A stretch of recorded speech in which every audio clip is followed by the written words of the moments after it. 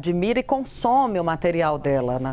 Vamos ouvir Donald Trump nesse momento, a gente volta para a pesquisa daqui a pouquinho. Nós vamos agora até Ankara, na Turquia, onde ele fala durante o encontro da OTAN. Vamos ouvi-lo. Há muitos discursos, então eu quero ser mais breve. Mas é muito ruim que a imprensa não enxergue o que nós estamos fazendo, porque há pessoas muito inteligentes aqui. E são pessoas boas em seus corações, não são más. Estão fazendo um ótimo trabalho pelo país. E o mundo está indo bem. Vocês sabem, o preço do petróleo está caindo, nós vamos mantê-lo baixo. E fizemos algo que deveríamos ter feito 47 anos atrás com o Irã. Nos últimos 18 meses, os Estados Unidos lideraram um esforço histórico para aumentar os gastos de defesa. E nós temos equipamento como nenhum outro país no mundo. Basta olhar para a Venezuela, para o Irã. Nós acabamos com a força militar deles em 2 semanas. Eles tinham uma boa força militar, uma boa marinha, com 159 embarcações, e agora estão todas no fundo do mar. Eles tinham centenas de aeronaves, que também já era. E tudo foi dizimado. O radar deles acabou. Os líderes se foram. Então, acho que a capacidade de combate deles é muito baixa. Eles têm apenas um pequeno percentual de mísseis restantes e alguns dos lançadores de mísseis, que a gente chama de pads de lançamento, mas também foram destruídos. Então, nós temos a força militar mais forte do mundo de longe. Ninguém nem chega perto. No ano passado, na cúpula na Holanda, nós alcançamos um acordo sem precedentes para aumentar o gasto anual de defesa. E nós conseguimos chegar de 2% para 5% do PIB. E quero agradecer a todos, e a maior parte dos países concordou com isso. Nós temos aí uns 2 que não concordaram, mas eu acho que eles ainda farão isso. Um deles foi bastante positivo e eu acho que não é um bom, não sabe jogar em equipe.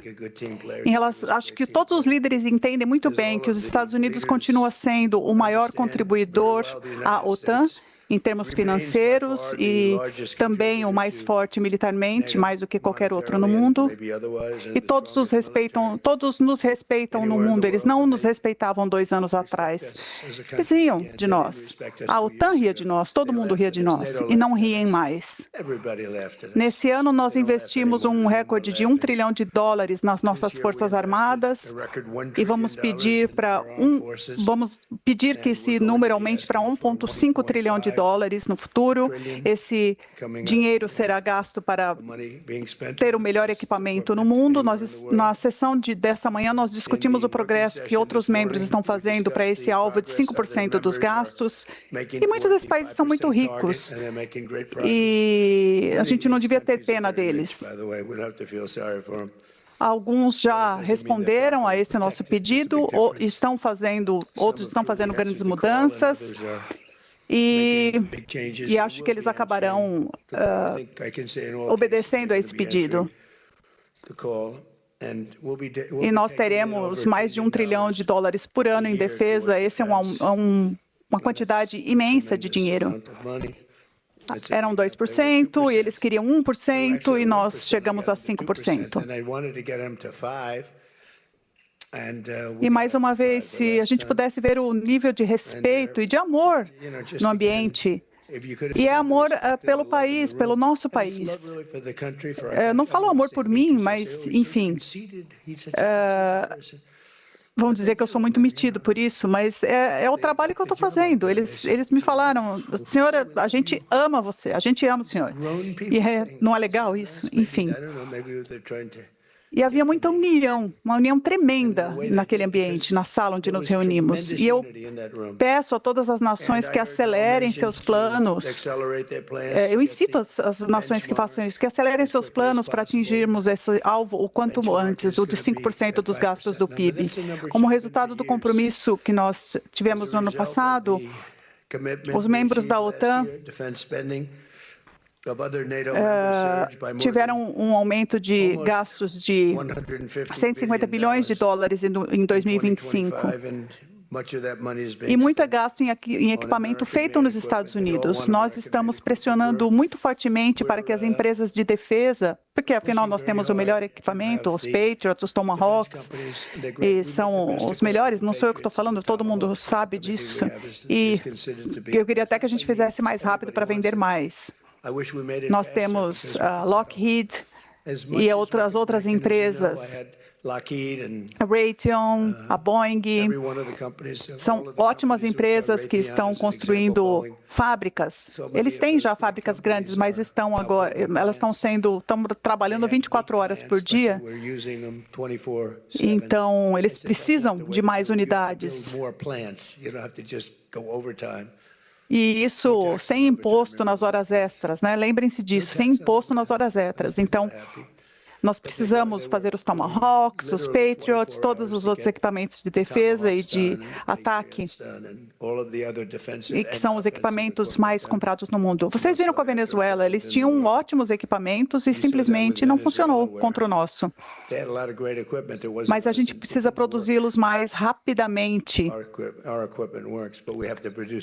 Então, acho que em um ano e meio no máximo, nós, ao invés de esperarmos por um ano, 2 anos, nós teremos uma espera de uma semana, talvez, por esse equipamento. Muitas pessoas estão esperando, enfim, para ter esse tipo de equipamento de defesa. Em especial, eu acho, equipamento de defesa, mas também é de ataque. E muito desse dinheiro tem sido gasto em equipamento fabricado nos Estados Unidos, que os europeus e os canadenses, mas, sobretudo, os europeus, estão gastando com os Estados Unidos, sobretudo. São feitos nos Estados Unidos, como eu disse. São armas, munições, que apoiam milhares de empregos nos Estados Unidos. Nós temos o melhor número de empregos no momento. Nós temos mais pessoas trabalhando nos Estados Unidos do que já tivemos na história do nosso país. Nós temos o maior investimento já feito, 19,2 trilhões de dólares, 6 vezes o que tínhamos. E foi o que fizemos com as tarifas. Sem as tarifas, nós não conseguiríamos ter 5, talvez 2 ou 3 trilhões. No último governo, eles tiveram menos de 1 trilhão investido em 4 anos. Nós tivemos 19,2 trilhões investidos em um ano. E isso aconteceu em 1 ano e meio. São 19,2 trilhões, não são bilhões nem milhões, são trilhões com T, investidos em equipamentos, em fábricas, em todo o país. A Eli Lilly está construindo fábricas, é uma grande companhia farmacêutica, a Merck também. As empresas farmacêuticas estão feito loucas construindo, as automobilísticas também. A Toyota anunciou ontem que está deixando o México e vai construir uma das maiores montadoras do mundo, no Texas, por causa das tarifas. Porque você não quer construir no México. Se você construir no México, você vai pagar uma tarifa de 25%. Então, se você construir no Japão ou a China, bom, a China tem uma tarifa ainda maior, de 100%, porque nós não queremos perder os nossos empregos. Nós temos os maiores números de empresas, de fábricas sendo construídas na história do nosso país. Montadoras, empresas de inteligência artificial, farmacêuticas, empresas de chips. Não estamos desistindo de nada. Falaram que a gente demoraria 1 ano, 2 anos para ter uma fábrica como essa. E talvez tivesse de pagar 100%, 200%, 250%. Então, se as farmacêuticas estão vindo em números recordes, é assim, nunca aconteceu nada assim. Só para dizer de uma forma simples, é isso mesmo. O que está acontecendo com o país nunca aconteceu com nenhum outro país na história do mundo. Não houve nenhum crescimento desse tamanho, nenhum número de empresas sendo construídas, e são empresas grandes, as empresas de IA, algumas que estão precisando fazer sua própria plantas de energia elétrica. Eles precisam de mais energia do que todo o país produz hoje, o que é incrível. Então, pegue toda essa energia que os Estados Unidos produz para um setor que é tão grande, tão poderoso, que ele precisa mais do que isso. E as pessoas falaram, bom, é quase o dobro, praticamente. A minha ideia é, bom, a gente não pode servir isso, né? A gente não consegue revigorar a nossa rede elétrica, mas talvez a gente não possa construir isso. E agora nós estamos na frente da China em IA. Até mesmo o TikTok, as pessoas falaram, o acordo do TikTok, que era muito ruim. Eles falaram e o acordo acabou sendo incrível. Eu acho que os números... Eu sou o número 1 no TikTok. E as pessoas ficam falando de comunismo, enfim. Mas os números saíram a pouco e são números ridículos. Nunca ouvi números assim de das pessoas do entretenimento, dos artistas, e falaram que eu sou o número 27. Imagina, loucura. As pessoas precisam entender o quanto o nosso país é grande, bem-sucedido, o quão ruim o comunismo é, e como esses lunáticos são ruins, e nós precisamos impedir que eles concorram às eleições. Isso não soa muito bem, mas, enfim, é isso.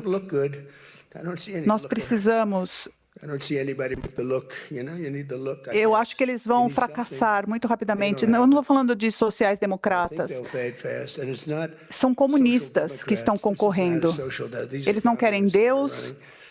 Eles não querem coisas bem-sucedidas que aconteçam no nosso país. Enfim, é uma loucura. As nações europeias reconstruíram suas forças militares com equipamento americano e nós seremos os maiores beneficiários dessas empresas de defesa, porque eles estão comprando de nós porque funciona melhor, é assim mesmo. E eu forneci aos líderes uma atualização dos passos que estamos tomando para aumentar a produção nos Estados Unidos, e eles queriam ouvir isso porque eles não querem esperar 4 ou 5 anos por equipamento, eles querem uma semana. Então, é importante que a gente trate isso e eles tratem da defesa mesmo das empresas. A Lockheed está construindo, eu acho, 5 equipamentos. Eu acho que eles, então, seja um Patriot, seja um Tomahawk, um míssil, outro tipo de míssil, para diferentes ocasiões, eles poderão ser construídos. Na cúpula, nós anunciamos que nós melhoramos os investimentos, um investimento, na verdade, de $3 bilhões em defesa com empresas americanas, e foi dado um grande incentivo para a Lockheed para ela construir mísseis Patriot na Europa.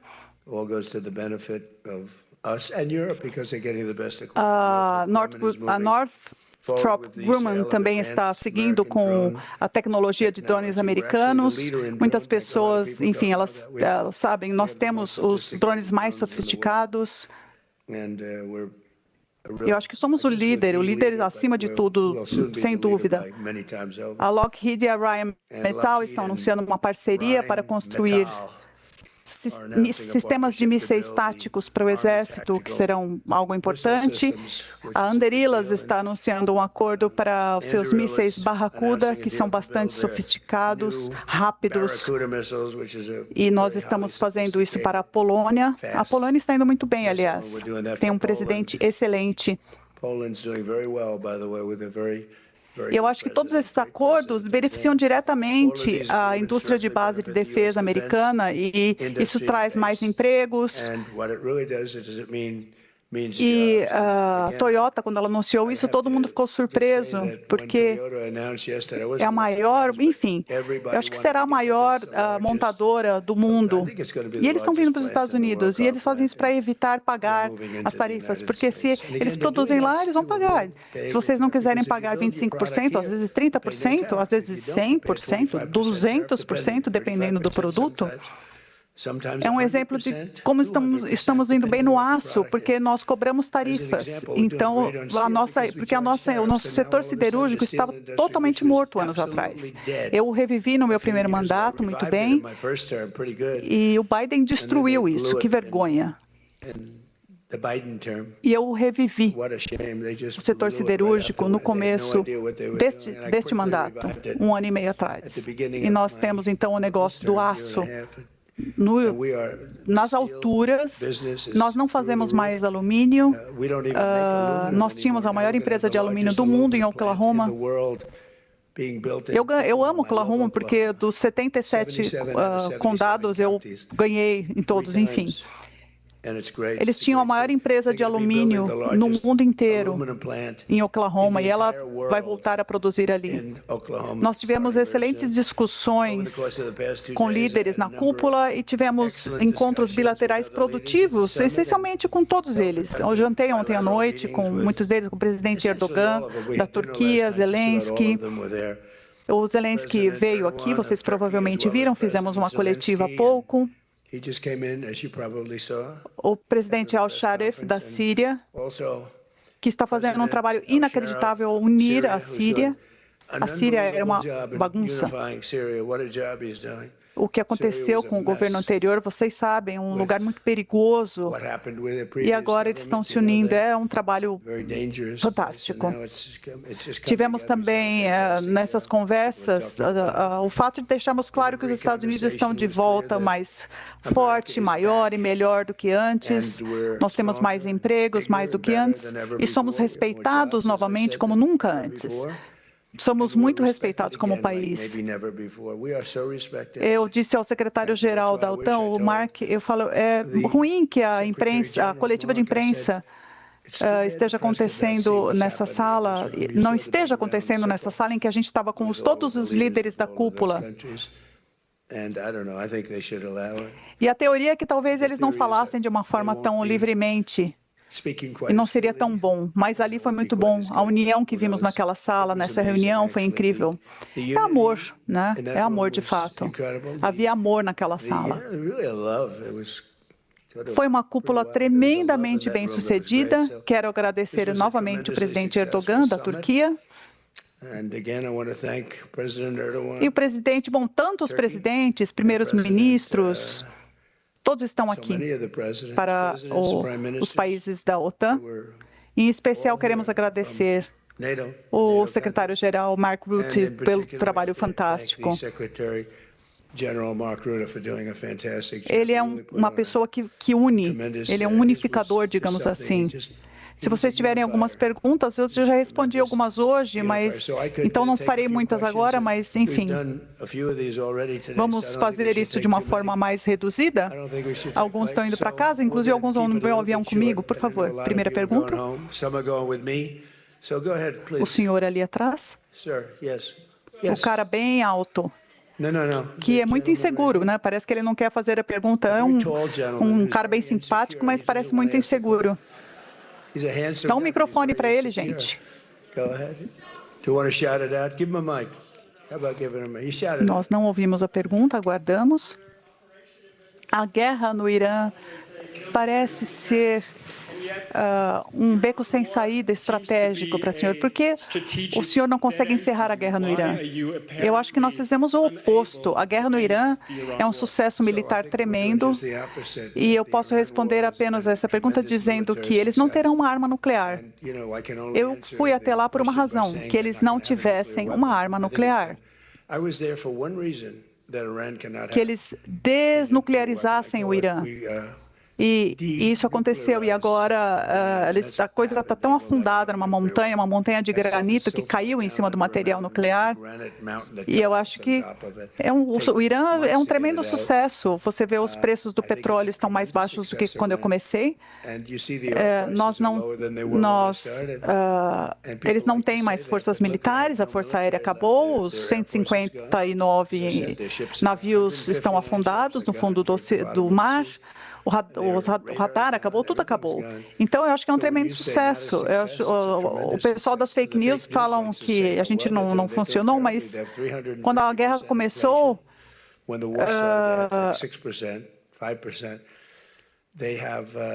eles não queriam fazer um acordo. E acho que agora eles estão lidando com o Steve Witkoff, com o Jared Kushner, com o J.D. Vance, com o Marco Rubio, com o Scott Bessent. Eles estão lidando com ótimas pessoas. Mas eu acho que eles são um pouco loucos, né? Eles são meio malucos. Falaram do funeral daquela pessoa que foi morta, né? Aquela pessoa que matou várias pessoas, o Khomeini. Ele matou muitas pessoas ao longo dos anos.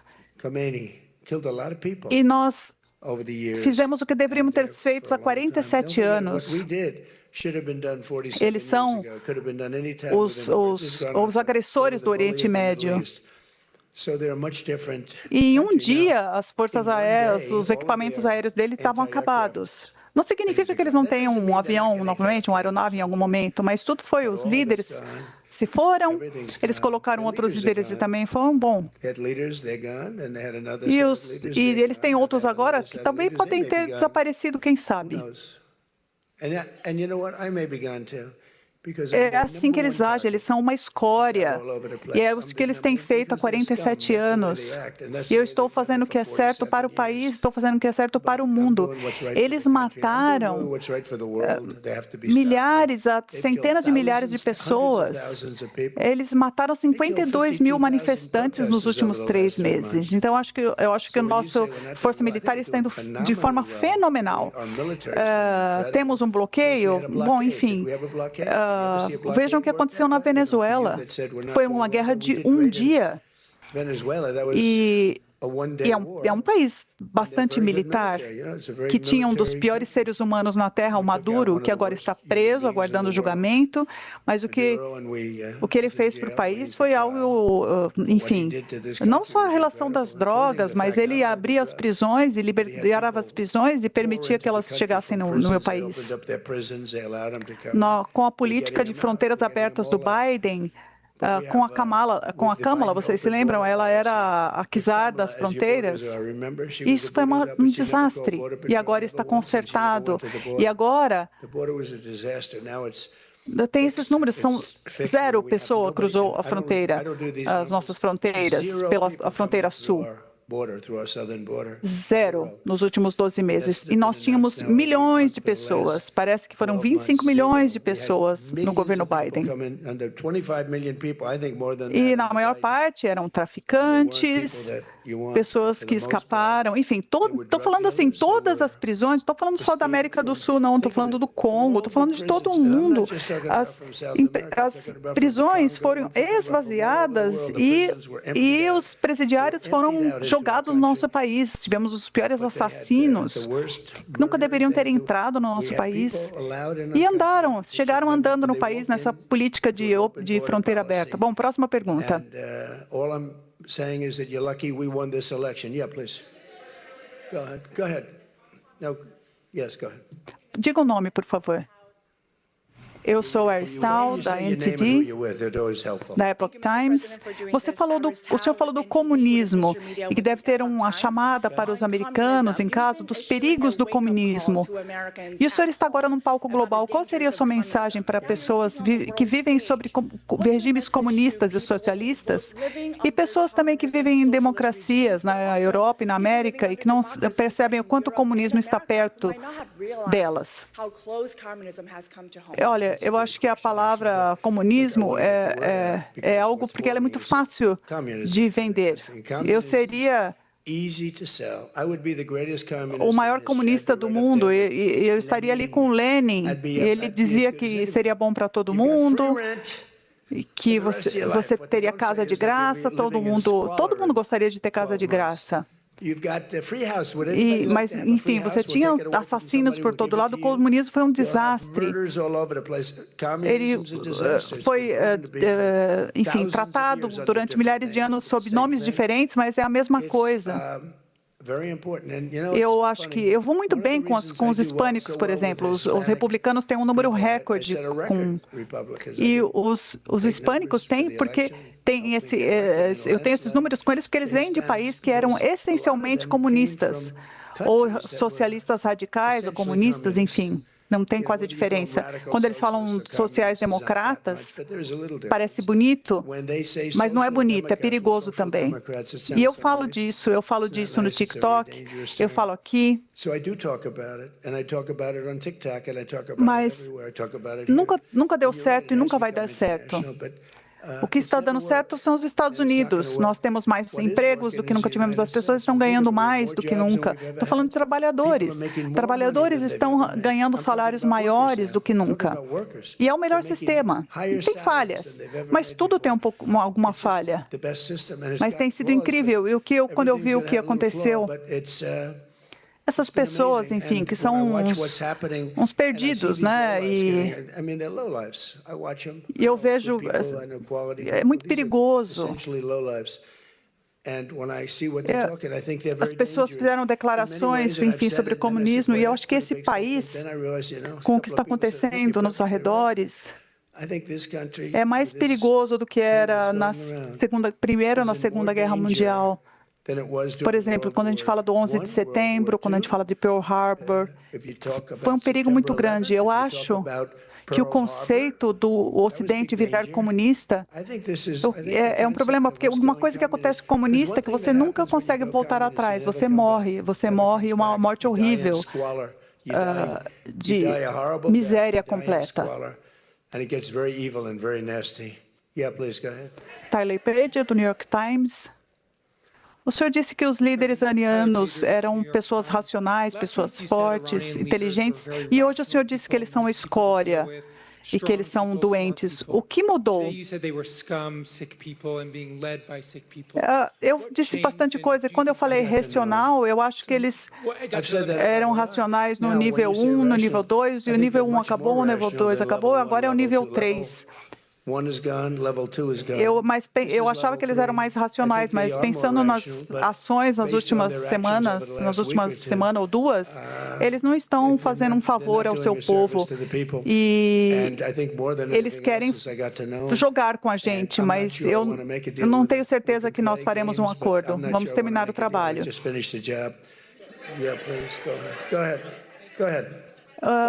Steve Sedgwick, da CNBC. Os mercados hoje subiram e o preço do petróleo, Brent, subiu hoje, porque parece que um memorando de entendimento esteja arriscado, o cessar-fogo tem acabado, enfim. Olha, eu só digo uma coisa, nós nunca viremos o Irã com uma arma nuclear, porque isso é mais importante do que os números que você está mencionando. Os preços do petróleo estão caindo solidamente, sobe um pouquinho, mas isso vai acabar rapidamente. Eu acho, e eu fiz uma previsão de tudo isso. Eu falei disso há muito tempo. E é preciso precisarei ser presidente, porque eu ganhei três vezes, Eu ganhei da segunda vez, mas eu fui roubado, enfim. O petróleo está caindo e nós precisamos assegurar que nós não tenhamos lunáticos com controle das armas nucleares. Nós temos câmeras num local onde nós temos os nossos B-2 maravilhosos que mostraram, né, à 1 da manhã eles atacando 10 meses atrás e explodiram. Nós temos câmeras, são câmeras da nossa força espacial no espaço, que podem ler o crachá de uma pessoa num lugar, digamos que o cara se chama Mohammed, e enfim, e ele esteja usando pá para escavar aquele lugar. Nós temos o maior maquinário do mundo e não será possível tirar ali aquele material nuclear que está muito afundado. Então ninguém vai tocar aquilo. Em algum momento nós vamos retirar dali, mas o que eles tinham acabou. Se nós não tivéssemos feito isso, eles teriam uma arma nuclear, e se eu não fosse presidente, Israel não existiria. Eu disse isso 2 vezes. O acordo nuclear do Obama, que foi concebido, quando ele foi concebido, tudo foi para o Irã, 1,7 bilhão de dólares em dinheiro, centenas de bilhões, mas não dá para comprar paz com essas pessoas. Eu acho que você não pode permitir que lunáticos tenham armas nucleares, e nós paramos isso. Eu acho que nós conseguimos fazer isso. Steve Nelson, do New York Post. Eu gostaria que o senhor falasse a respeito da especulação de que o senhor estaria saindo agora de Ankara, não no Air Force One, por causa de preocupações com segurança envolvendo o Irã. Falou-se da possibilidade de ter um plano de assassiná-lo. Eu falei disso bastante, porque a vida de um presidente é algo muito perigoso. 2,5%, o risco é de 5,2%. Um toureiro tem um risco menor, um piloto tem um risco menor, um presidente tem um risco de 5,2%. Você é um ótimo repórter. Eu sei que eu sou o alvo número 1 para ser assassinado. Eu não me importo, porque eu estou fazendo meu trabalho e nós temos agora um país que está indo muito bem e é muito bem sucedido, mas eu mencionei essa questão porque eu estou nessa lista, uma lista que saiu ontem, outra lista, falando que eu era o número 1. E eu prefiro ser o número 1 do TikTok, mas eu era o número 1 na lista para ser assassinado.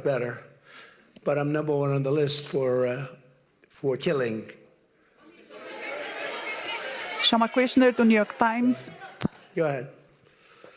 Mas por que o senhor não está voando no seu avião? Bom, ele está voando para a Europa, para uma das 2 bases que temos, para mostrar para as pessoas, enfim. E ele vai voltar para casa nos métodos normais. Mas nós vamos para a Europa para algumas bases, uma em particular, então, para que os soldados possam ver, porque é um avião magnífico.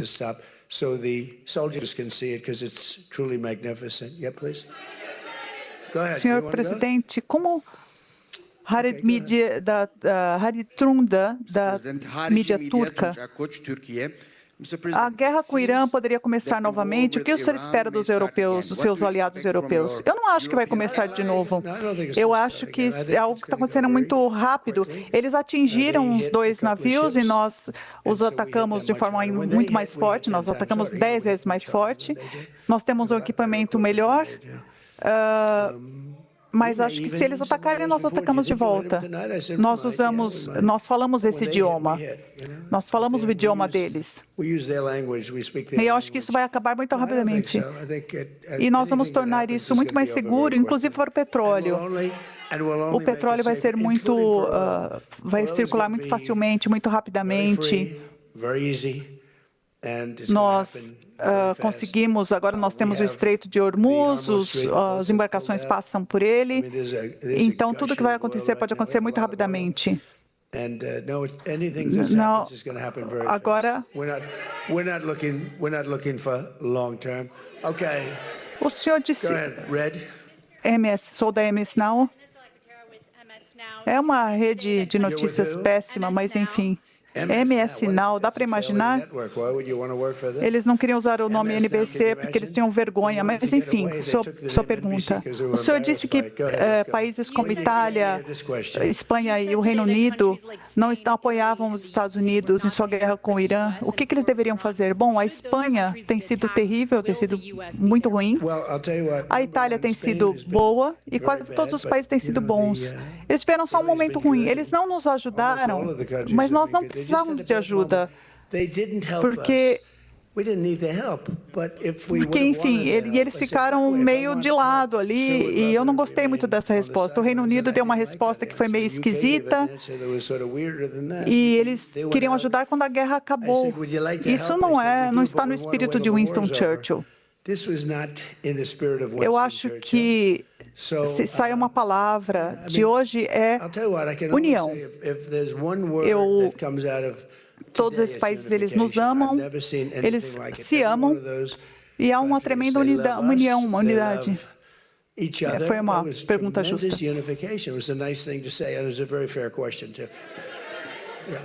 Você de verde?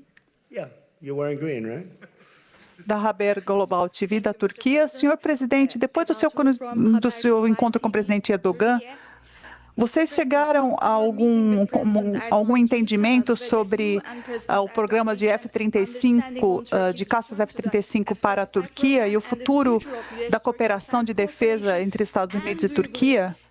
É um novo capítulo agora?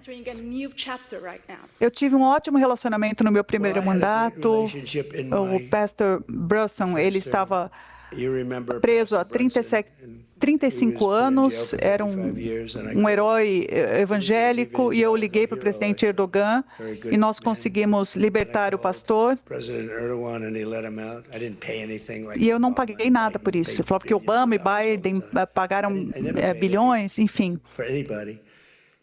E eu disse apenas que ele era um bom homem, um homem altamente respeitado, um evangélico, e ele estava no Salão Oval no dia seguinte, o pastor Brunson, quando ele foi libertado. E como o Biden sonolento, coisas ruins aconteciam. Riam da gente em todo mundo e tínhamos uma relação muito ruim com muitos países, e acho que Turquia era um deles. Mas isso mudou em 5 de novembro, com a eleição, e é um dos melhores relacionamentos que temos. E quando falamos dos F-35, é a melhor aeronave, todo mundo quer o F-35, e nós precisamos decidir para quem nós o daremos. E eu estou inclinado, ele não é um grande fã do Bibi Netanyahu, não é um grande fã de Israel, mas ele ficou fora da guerra. Ele poderia ter ido a essa guerra muito facilmente e ele não o fez a pedido meu. Ele ficou fora disso. O Marco pode falar disso, né? Que nós temos um relacionamento muito bom com a Turquia. É o segundo país mais poderoso na OTAN, é um país da OTAN. Então, eu não decidi ainda totalmente, mas eu estou inclinado a dizer, ele fez tudo, nos ajudou em tudo. E quem não foi bom? A China. A China nunca foi à guerra. Eles tiveram 50% do seu petróleo do Estreito de Hormuz e não vieram para a guerra. Mas o presidente Xi tem sido ótimo. Todo mundo tem sido ótimo, para ser honesto. Porque eles respeitam o nosso país. Eles riam do nosso país, achavam que nós éramos um grupo de gente tola. Eles viam um presidente que não conseguiam falar e não poderia andar, e era um desastre. E aí pediram respeito para o nosso país, mas agora eles respeitam. Muito obrigado a todos, vejo vocês depois. Muito obrigado.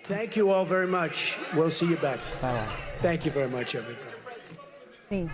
Voltamos então aos nossos estúdios aqui em Brasília. Eu acho que o lead principal dessa fala de quase meia hora, mais de meia hora de Donald Trump, está aí na sua tela. Ele diz que ele não acha que haverá um recomeço da guerra com o Irã. Ele afirma que se o Irã atacar, os Estados Unidos irão responder, mas que até esse momento não há no horizonte próximo, ele não vislumbra uma guerra total. Ele diz que acha difícil, não sabe se vai fechar um acordo com o Irã. Afirma que ele acredita que o preço do petróleo vai cair, agora está aumentando nos mercados, mas que mais importante do que o preço do petróleo é não permitir com que o Irã tenha armas nucleares. E aí ele fala meias verdades, Taina Falcão, porque ele diz que os Estados Unidos conseguiram acabar com o programa nuclear iraniano. Não é verdade. Informações da própria inteligência americana apontam que os iranianos ainda mantêm algumas estruturas de enriquecimento de urânio. Claro, a estrutura de guerra do Irã foi quase dizimada, mas ainda assim eles têm drones e aviões, tanto é que eles fizeram novos ataques a petroleiros no Estreito de Hormuz. Ele elogia a China, diz que a China concorda com as ações dos Estados Unidos, afirma que a OTAN, pelos cálculos dele, terá ali $1 trilhão por ano para investimentos em defesa e também salienta, principalmente, de que os Estados Unidos vão produzir os mísseis Patriots para terem nos Estados Unidos e também para que seus aliados o tenham. Então, em resumo, o que diz Donald Trump? Ele acha difícil, não sabe se vai haver acordo com o Irã, mas ao mesmo tempo, Tainá Falcão, ele diz que não acredita em uma retomada da guerra total.